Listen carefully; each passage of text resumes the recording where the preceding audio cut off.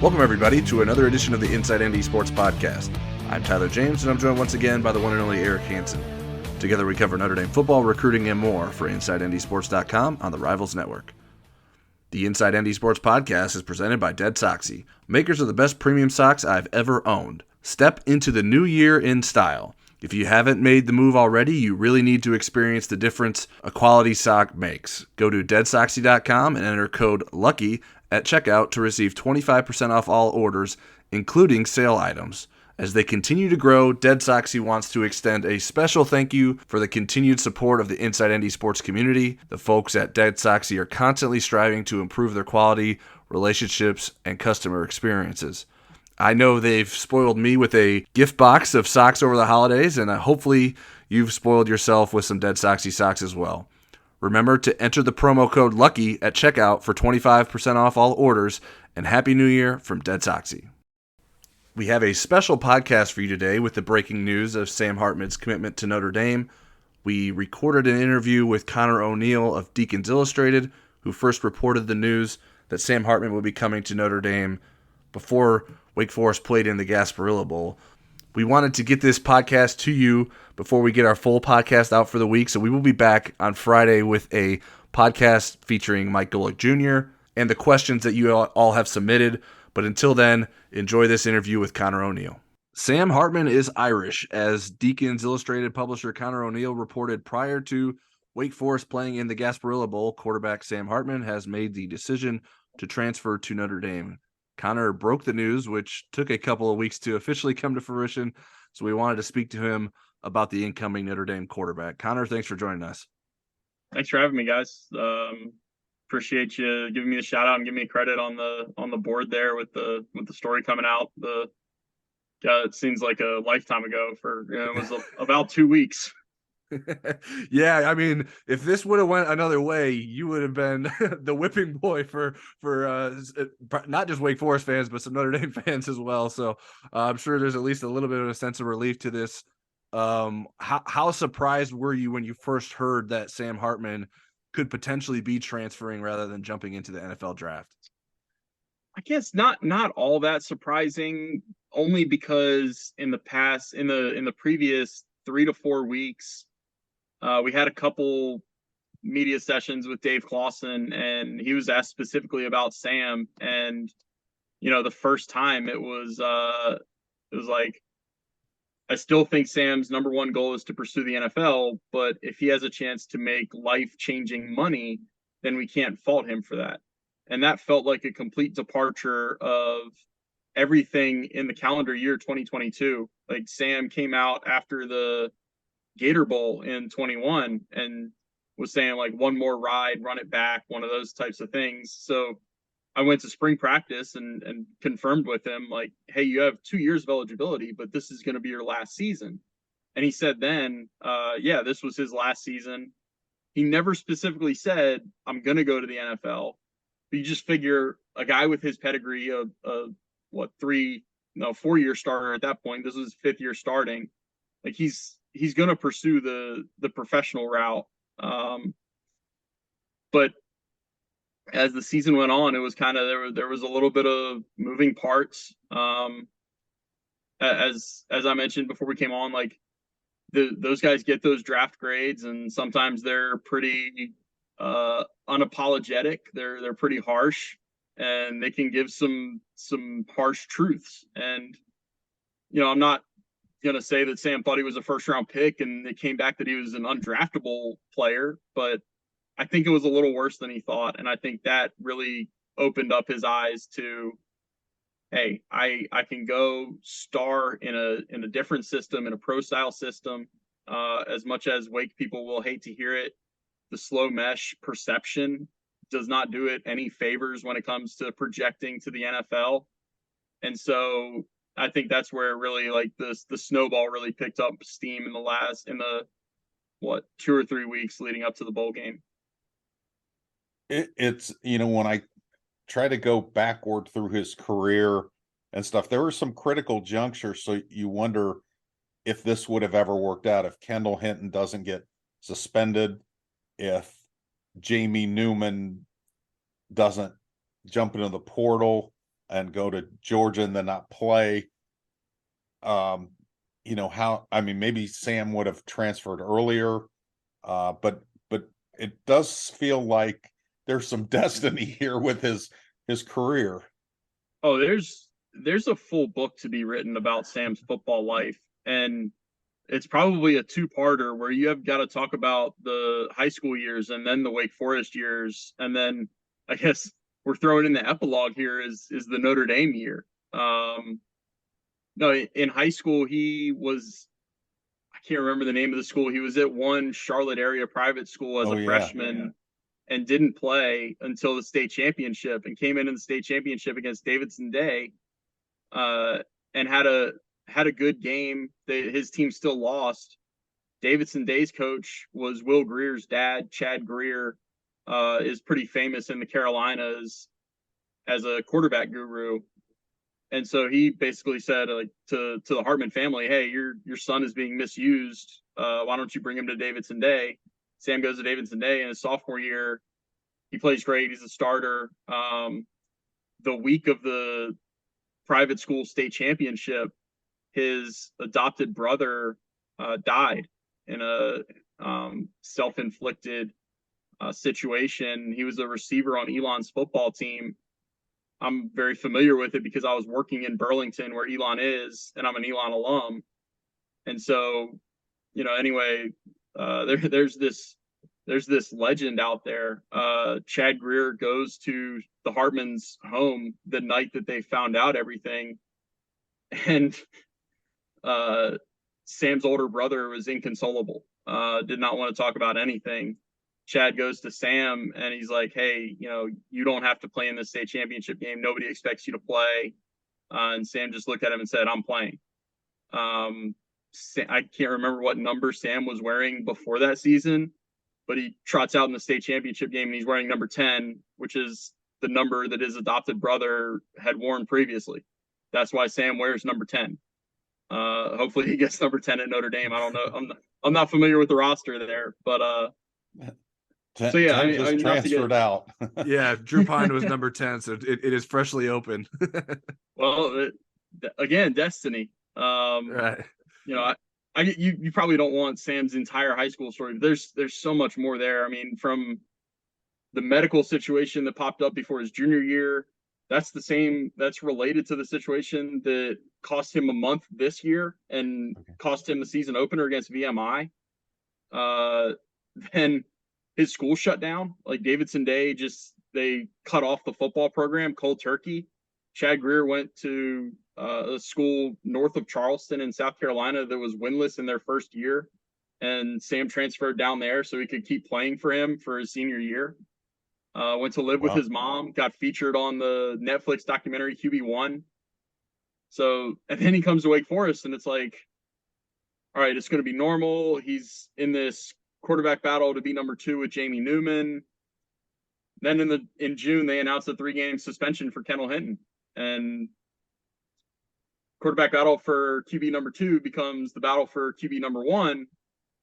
And that kind of greased the wheels on how fast an accelerated pace it was. I mean, you go back and forth on this. It's a decision that Dave Clawson didn't have to make. It was made for him, but he was still neck and neck with Jamie Newman in that first fall camp. And then Jamie in the last scrimmage of fall camp pulled up with a pulled groin. So Sam was the starter by default for his first college game and goes out and throws for 380 yards at Tulane. Wake wins in overtime, and he's shushing the crowd as he trots off. I mean, there's a ton of storybook element here that you have to tell to fully encapsulate who Sam is and who's coming to Notre Dame.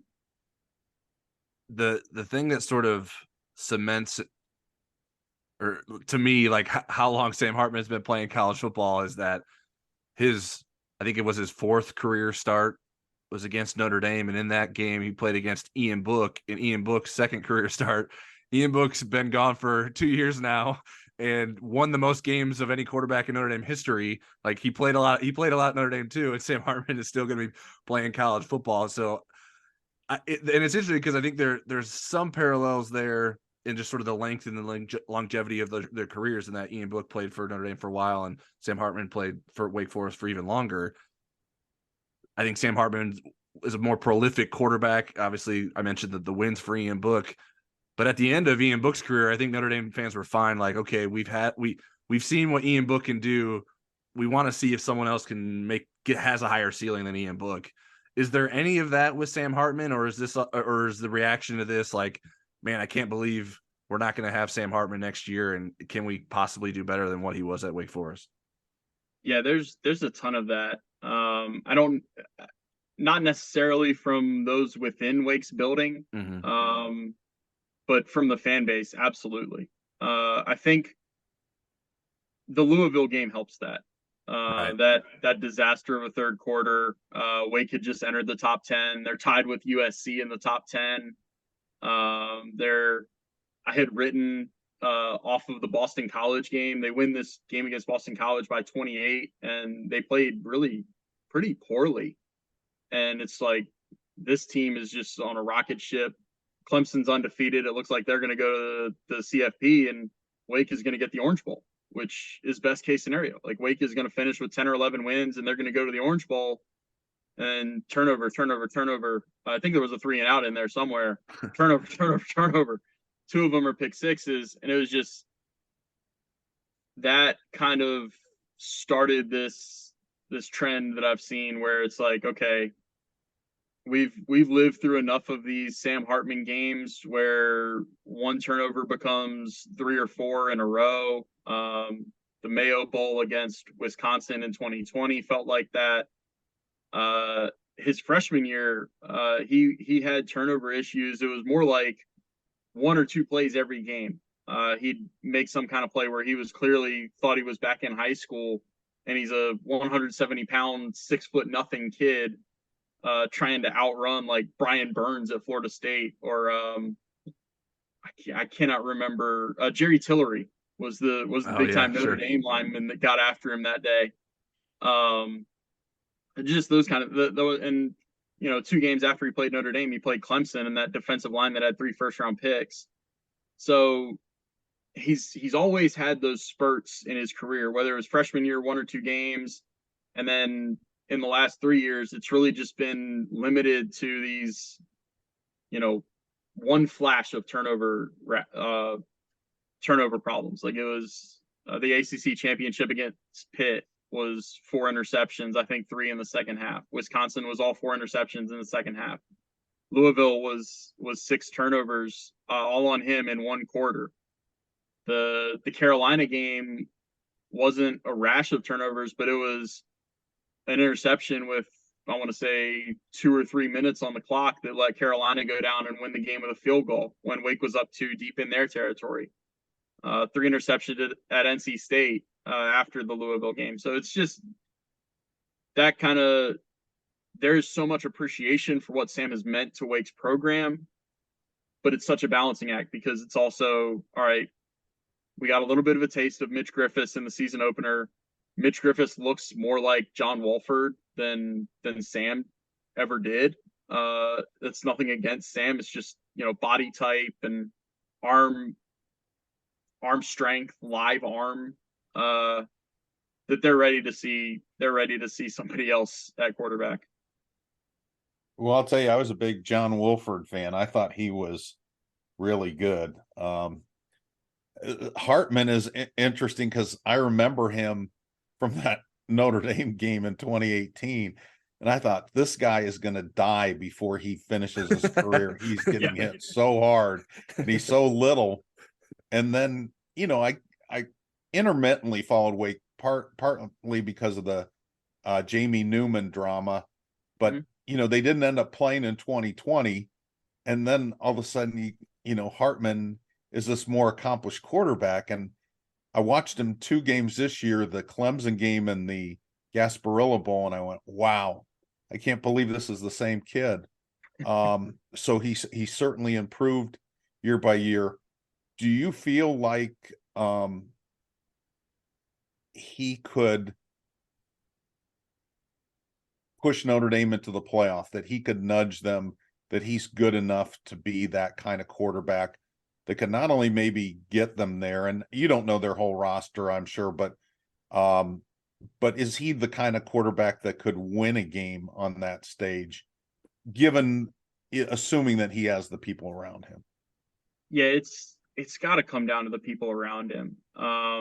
Sam can elevate. Like, Sam is a natural leader. And he's also, I say that, and one of the main talking points from Dave Clawson in the last year or two has been how much Sam worked on his leadership skills after the 2020 season ended, when COVID, you're barely around your teammates. So he really embraced the side of he's got to be a leader. And that's really shown over the last 2 years, despite the end of season struggles this season. But I know a lot of Notre Dame fans probably tuned into the Gasparilla Bowl that maybe wouldn't have otherwise. I might not have been watching the Gator Bowl this year if not for wanting to see what Notre Dame looked like a bit. And man, I couldn't help but feel like Sam has been throwing to better receivers his last 3 or 4 years at Wake than he's going to have next season. A.T. Perry is an NFL receiver. Wake has put Kendall Hinton into the league after playing receiver for basically a season and a half. Greg Dortch has stuck with the Arizona Cardinals finally. Sam has had some pro receivers to throw to. It's a whole nother story with Sage Surratt and where he would be if he didn't opt out.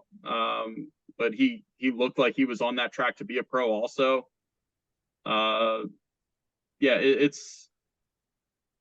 It's going to be interesting to see Sam around. He'll have a better offensive line and running backs, but I agree. Absolutely. And that's that football coaches make so much more money than we do, or at least that I do. But we can confirm more than us do. Yeah. That's why they get paid big bucks to be able to evaluate, well, what does this guy look like if we put a better line and better running backs in front and behind him, but the guys that he's throwing to on the outside might not be as talented, might not come up with as many 50-50 balls. I did see Caleb Smith this year doing my dual duties with Wake and Duke. I was able to see Virginia Tech when they came to Duke. Virginia Tech was terrible that day, but he made their only offensive highlight with a nice catch. I can't remember if it was actually a touchdown or just got them to the one and they punched it in, but he had about a 50-yard catch in the first couple of minutes that was really impressive. That will help Sam next year. Yeah, I think wide receiver is certainly a developmental point for Notre Dame, and this was definitely a transition year for Notre Dame there. And I think maybe some of the development didn't even happen because they could just rely on Michael Mayer so much, and obviously in the Gator Bowl didn't have that option. I'm curious, what would you point to as Sam Hartman's biggest strengths? You mentioned his turnover issues. I would imagine that's probably the weaknesses you would look to. And how much of that is related to just how much Wake Forest sort of relied on him as the focal point of the offense? Was he being asked to do too much at times? Yeah, it's tough to say that he's asked to do too much because everything about Wake's offense is predicated on taking what you're given. So there's rarely a play that's called in Wake's offense that's just a straight drop back 5 steps, read 1, 2, 3, and make a throw. There's rarely a little more frequently, but still rarely a play where it's just take 2 steps to the right and hand the ball off. There's always an option element somewhere, somehow within that offense. I think where you could point to maybe he's asked to do too much is he puts too much pressure on himself. And I think that's where Notre Dame's coaches will really have to go to work on him with getting him to understand, hey, we don't need this chunk play right here when this is available to us. We don't need that play, like that kind of stuff. I think there's still some learning to be done on Sam's part, even though he's accumulated so many snaps and so many reps and so many yards and yada, yada, yada. Strength wise, his arm he came to Wake Forest with a strong arm. I always remember I think before Sam had ever taken a snap in a game. Alex Bachman was a fourth-year receiver who only played with Sam for 1 year, and he gave me a quote after either a spring or fall camp practice when Sam was a freshman that was like, some of the throws he makes are NFL throws. And Alex is another one. He was kind of a fringe NFL guy. He's, I think, led the NFL preseason catches for the last 2 years, which is a little weird nugget. But I mean, it's not like this is a walk-on kid telling you something that he knows nothing about. Like he can judge that stuff, and he's telling me as a 19-year-old in fall camp with Wake Forest before ever attempting a pass in a game, he's making NFL type throws. Like he's able to put the ball on the money, drop it in a bucket on deep throws. Like that is going to be something that I've got to think Notre Dame was missing with Drew Payne. I never knew how to pronounce his name, Pine or Payne. I don't know that it matters now. I don't know that I'm going to be okay. covering Arizona State. Our fans, when they write about him, spell it Pine. So, or he's and I probably have in a story too, just because I have uncoordinated fingers. So I'm watching the Gasparilla Bowl, and it's the first Gasparilla Bowl I've ever watched. And I'm wondering about Sam's running ability. I know that he ran for a lot more in 2021, and then I see him take off for a first down. I go, okay, I see you, Sam Hartman. Why did he not run as much this year? Were they trying to protect him? Was it because of the slow mesh offense structure? The beginning of the year, they were trying to protect him. The only confirmation we got of that was after the very first game against Vanderbilt. Dave Clawson told us in the post-game presser that when they got up to a comfortable lead in the second half, he told his offensive coordinator, hey, take the ball out of his hands. Don't run anymore. Like, do not give him that option because he will take it and try to pick up yardage. Then, this is who Sam is. He hands the ball off to Quentin Cooley when they're up, I think 3 scores already. And he goes and lowers his shoulder into a 240-pound hybrid safety linebacker to spring him for a touchdown run.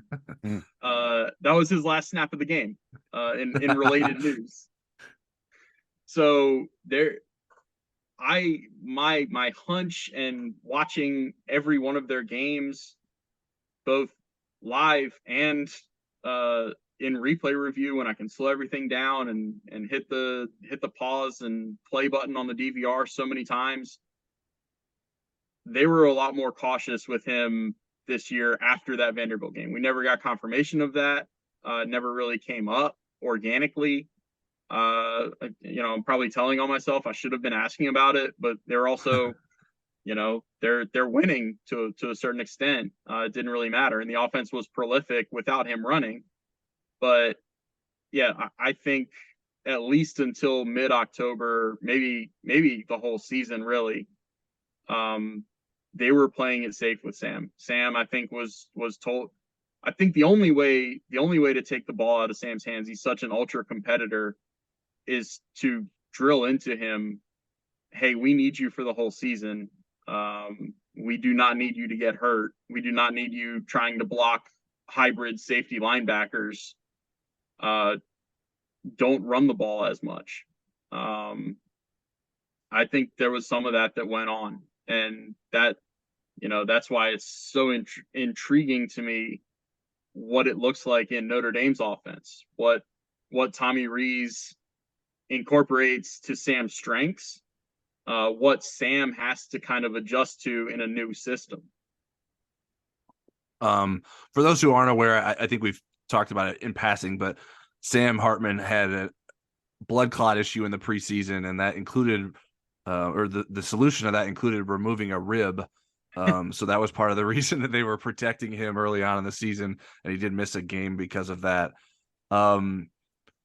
Being the quarterback at Wake Forest, and even one of the best or the best quarterback in Wake Forest history, is still different than being the quarterback at Notre Dame. How do you think Sam Hartman will handle everything that sort of comes with that, not just on the field, but off the field as well?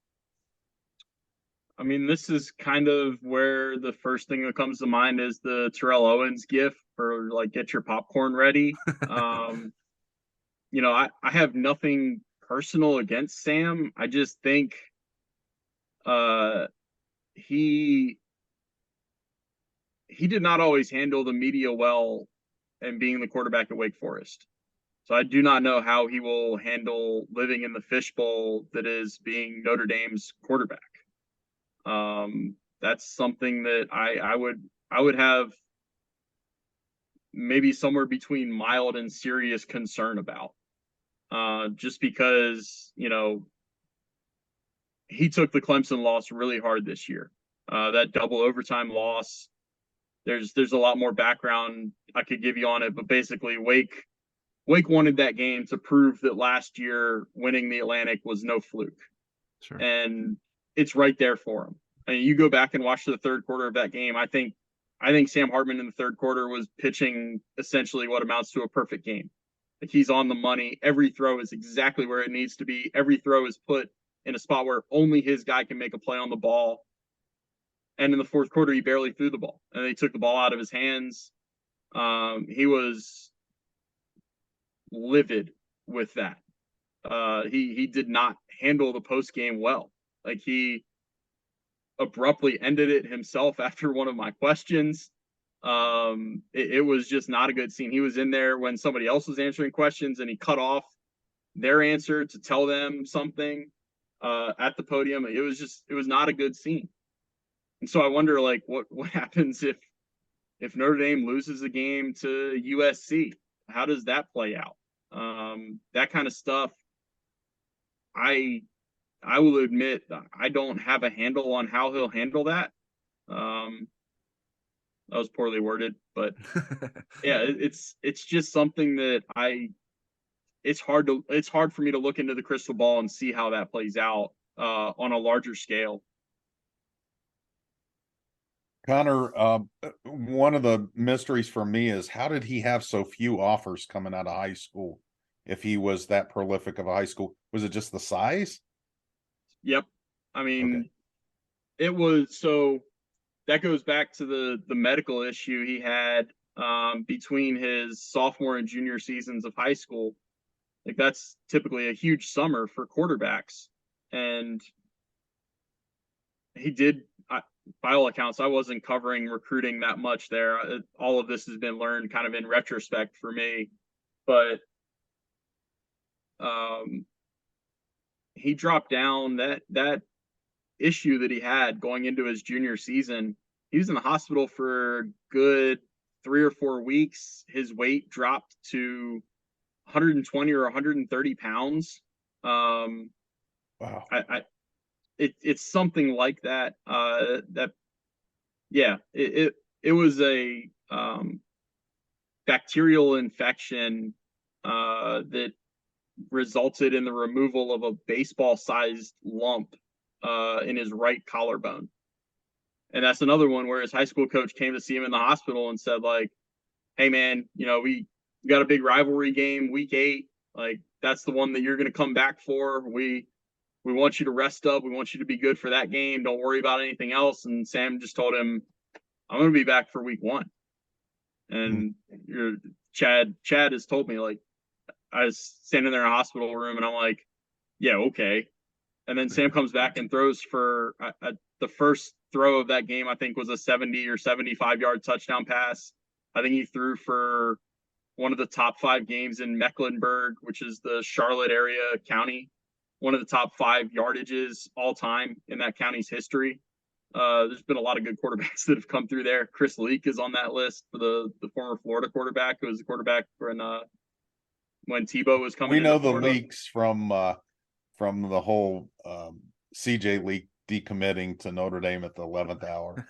Ooh, well, I didn't mean to bring up salty info there. Oh, that's okay. It's not salty for me. It's amusing at this point. But anyway, so all that more legend of Sam Hartman stuff that plays into, I think there were some colleges that were probably scared off by this kid that had this serious medical issue that dropped him so many pounds, and he looked like a stick figure playing his junior year of college football. Wow. If I remember the timing correctly, he was also already committed to Wake, and if I can, kind of allude to some things that have been intimated, I think Sam probably did have some 11th hour courtships, but remained pretty loyal to Wake. Those offers never became public because they're the types of offers that are, hey, if you decommit, this offer stands. He never decommitted. Also, I'm not as up to speed on my Sam Hartman factoids as I usually am. I know his dad went to Wake Forest. Mark Hartman went to Wake Forest. His mom might have gone to Wake Forest also. He might come from a double Wake Forest household. Wake Forest was always going to be kind of the leader in the clubhouse as far as his recruitment goes. And so when he got the offer, I think it was pretty locked in and sealed that he was going to go there. Now, with all that being said, how bizarre is it going to be to see Sam Hartman starting against Wake Forest this coming season?